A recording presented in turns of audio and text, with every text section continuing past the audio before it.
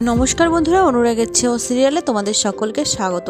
রূপা আরিয়ানের সাথে দেখা করতে যখন বাইরে যায়, সেটা দেখে অলি অর্থাৎ সোনা রূপার পিছু নেয়। কার সাথে দেখা করতে যাচ্ছে সেটা আমাকে জানতে হবে।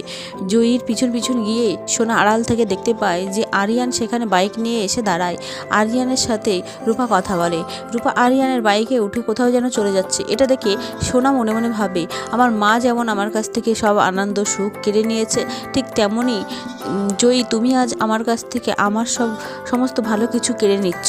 রূপা আরিয়ানকে বলে, আমি একটা জায়গায় যেতে চাই, তুই কি আমাকে নিয়ে যেতে পারবি? আরিয়ান বলে, সেটা কোথায়?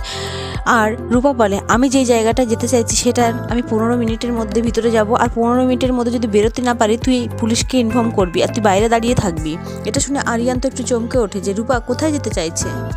অন্যদিকে সাক্ষ্যদীপ স্যারও কিন্তু বিষয়টা লক্ষ্য করে। সাক্ষ্যদীপ স্যার মনে মনে ভাবতে থাকে, জয়ী বেটা কার সাথে দেখা করলো আর কোথায় বা যাচ্ছে। তাই জয়ীকে ফলো করেই কিন্তু সাক্ষ্যদীপ স্যারও তার গাড়ি নিয়ে বেরিয়ে পড়ে। রূপা সেখান থেকে চলে গেলে সোনা আড়াল থেকে বেরিয়ে আসে আর বলে, এভাবে আমার কাছ থেকে আরিয়ানকে কেড়ে নিল। সাক্ষ্যদীপ স্যার সোনাকে বলে, তুমি বাড়ি যাও, আমি বিষয়টা দেখে নিচ্ছি। তখন সোনা বলে, জয়ী এইদিকে গেছে আরিয়ানের সাথে। তারপর দেখা যায় রূপা একা একাই মিশকার বাড়ির মধ্যে ঢুকে যায়। আরিয়ান ভাবতে থাকে, জয়ী এইভাবে বাড়ির মধ্যে চলে গেল আর আমাকে যেটা বলে গেল, তাহলে কি ওর লাইফ রিস্ক আছে? এটা ভেবে আরিয়ান বলে, না, আমি জয়ীর কোনো কথা শুনবো না, আমি ভিতরে যাব, যা হয় দেখা যাবে। ওদিকে আমরা দেখতে পাবো দীপা কিন্তু ঘোরের মধ্যে খালি বারবার বলে যাচ্ছে, রূপাকে বাঁচান ডাক্তারবাবু, রূপাকে বাঁচান। সূর্য বুঝে উঠতে পারছে না দীপা কেন এরকম বলছে, রূপাকে বাঁচাতে বলছে। কি হলো দীপার, আমি তো কিছুই বুঝতে পারছি না। সূর্য প্রচণ্ড ভেঙে পড়ে কান্নায়। ওদিকে সাক্ষ্যদীপ স্যারের মা বলে যে, তুমি চিন্তা করো না, দীপা ঠিক সুস্থ হয়ে উঠবে। সূর্য সাক্ষ্যদীপ স্যারের মাকে বলে, ও ঘোরের মধ্যে শুধু এটুকুই বলছে, ডাক্তারবাবু রূপাকে বাঁচান। আমি রূপাকে কি করে বাঁচাতে পারি, সে তো আর আমাদের মধ্যে নেই।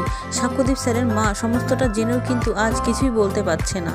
ওদিকে সোনা কিন্তু কান্না করতে করতে তার মায়ের কাছে আসছে। সেটা দেখে সাক্ষ্যদীপ স্যারের মা সোনাকে বলে, মন খারাপ করছে মায়ের জন্য, কান্না করে না, দেখো তোমার মা ঠিক ভালো হয়ে উঠবে। সাক্ষ্যদীপ স্যারের মা সোনাকে বলে, তুমি কি কিছু খাবে, হেলথ ড্রিঙ্কস দিই তোমাকে?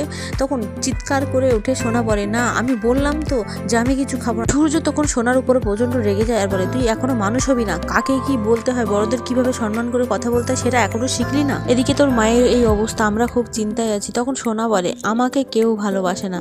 সূর্য তখন বলে, আর কত কি করলে তুই বুঝতে পারবি যে আমরা তোকে ভালোবাসি? সূর্যকে সাক্ষ্যদীপ স্যারের মা বলে, শান্ত হও বাবা। তখন সূর্য বলে, আমি এই মেয়েটাকে ভালো রাখার জন্য সারা জীবন স্যাক্রিফাইস করে গেছি, ও একটুও বুঝতে চায় না। এদিকে মিশকা কিন্তু একটা প্ল্যান সাজিয়ে রাখে।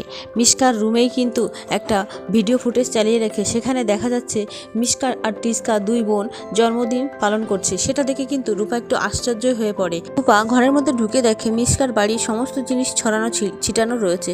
সেটা দেখে রূপা বলে, মিশকা সেন, আমি তোমাকে ছাড়বো না, তুমি আমার মাকে মারতে চেয়েছিলে। রূপা বলতে থাকে, তুমি ঘরের থেকে বেরিয়ে আসো, রূপা তোমাকে তোমার পাপের সাজা দেবে। অন্যদিকে মিশকা তো যে প্ল্যান সাজিয়ে রেখেছে, সেই প্ল্যানের ফাঁদেই কিন্তু রূপা পা দিয়ে ফেলেছে। রূপা মিশকা আর টিস্কার ভিডিও ফুটেজটা দেখে একটু চমকে ওঠে, আর এসব আমি কি দেখছি এটা বলে ওঠে। তারপরে দেখা যায় কিছুটা এগিয়ে গেলে একটা ফটো পড়ে থাকতে, সেই ফটোটাতেও মিশকা আর টিস্কার তোলা একটা ছবি রয়েছে। ওদিকে রূপা ঘরের মধ্যে ঢুকে মিশকাকে কিন্তু সব জায়গায় খুঁজতে থাকে, কোথাও পায় না। এক পর্যায়ে মিশকার বেডরুমে চলে যায়। সেখানে গিয়ে রূপা কিন্তু আলমারির বাইরে মিশকার একটু জামার কাপড় ঝুলে থাকতে দেখে। অন্যদিকে আরিয়ান ভাবতে থাকে, জয়ী তো এখনও বেরোলো না, ও তোমাকে পুলিশকে ইনফর্ম করতে বলেছিল। ঠিক তখনই পিছন থেকে সাক্ষ্যদীপ স্যার আরিয়ানের গায়ে হাত দেয়। আরিয়ান জয়ীর বাবা অর্থাৎ সাক্ষ্যদীপ স্যারকে বলে, অনেকক্ষণ আগে জয়ী কিন্তু ভিতরে ঢুকেছে, আমি অনেকক্ষণ ধরে ডাকছি, কোনো সারা শব্দই পাচ্ছি না। ওদিকে রূপা সারা ঘরে কোথাও মিশকাকে খুঁজে পায় না।